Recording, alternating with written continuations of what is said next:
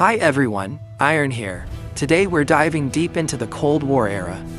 In 1945, the smoke of World War II cleared to reveal a broken world.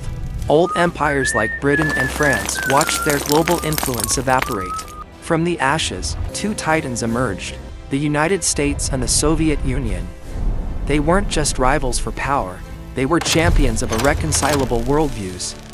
This friction ignited a decades-long geopolitical standoff known as the Cold War. The Yalta Conference in February 1945 effectively drew the new lines of the world. Europe was sliced into two distinct spheres, starting with the Western Bloc. This side embraced market capitalism, where private ownership fueled the engine of the economy. It was a landscape of innovation and investment, yet it bore the scar of economic disparity as the pursuit of profit often left the working class behind. Across the Iron Curtain sat the Eastern Bloc, anchored by the Soviet Union. Their blueprint was built on Marxist-Leninism, prioritizing state ownership over private gain. The goal was an egalitarian utopia where exploitation was abolished, and resources were shared based on need. Germany became the epicenter of this fracture. The West was managed by the Democratic Allies, while the East fell under Soviet command. Berlin, though deep in the East, was split by a wall. By 1948, the Western zones merged to form the Federal Republic of Germany, aligning with the capitalist democratic model. Moscow countered by birthing the German Democratic Republic, a socialist satellite tethered to Soviet interests. In April 1945, looking for a way to prevent another global cataclysm, 50 nations established the United Nations in San Francisco. It remains our primary global forum for peace and collective security to this day. 1947 saw the rise of the Truman Doctrine, the official starting gun of the Cold War.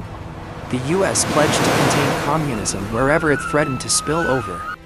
The economic front was fortified by the Marshall Plan, a $17 billion lifeline to stabilize Western Europe. Propaganda became the new artillery, shaping minds through radio and print. The Soviets responded with Comecon, binding Eastern economies into a socialist web. The rivalry soon transcended the Earth itself, sparking races in space and nuclear weaponry. In 1949, the Soviet atomic test shattered the American nuclear monopoly. That same year, NATO was forged as a shield for the West against Soviet expansion. The East answered in 1955 with the military hammer of the Warsaw Pact. Surprisingly, the two giants never exchanged direct fire on the battlefield. Instead, they fought proxy wars, using other nations as their strategic pawns. Greece served as the first testing ground. Communist rebels, backed by the East, clashed with the government, backed by the West. The conflict burned for 3 years until internal fractures broke the rebel momentum. The Greek government eventually prevailed, securing a win for the Western Alliance. In the heart of Asia, another storm was brewing. Despite superior numbers, the Kuomintang was hollowed out by corruption and fatigue. Mao Zedong's communist forces, fueled by peasant support, seized the mainland. They founded the People's Republic of China, forcing Chiang Kai-shek to flee to Taiwan. This shifted the global balance of power, linking socialist territory from Berlin to Beijing. The momentum then surged into the Korean Peninsula. Soviet-backed North Korean forces launched a blitzkrieg toward the south. The UN responded with a massive coalition, pushing the North back to the Chinese border. Sensing a threat to its own doorstep, China unleashed a million-man army.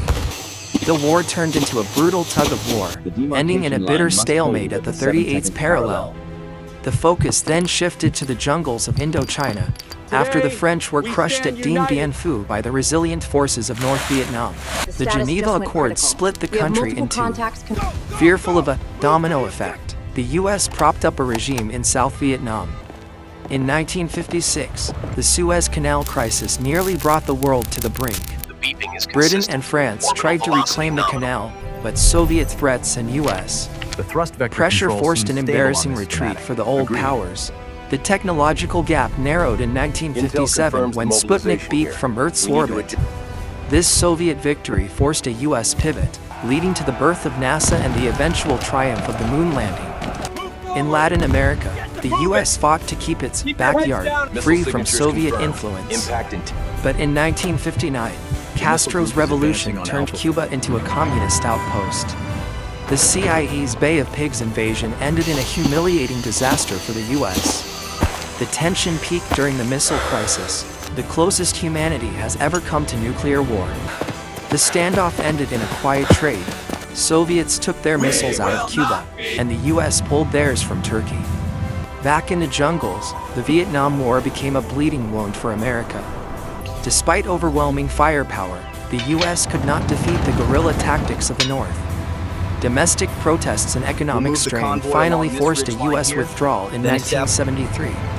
2 years later, Saigon fell, and Vietnam was unified under a red flag. The Soviets saw this as their golden hour, expanding their reach into the African continent.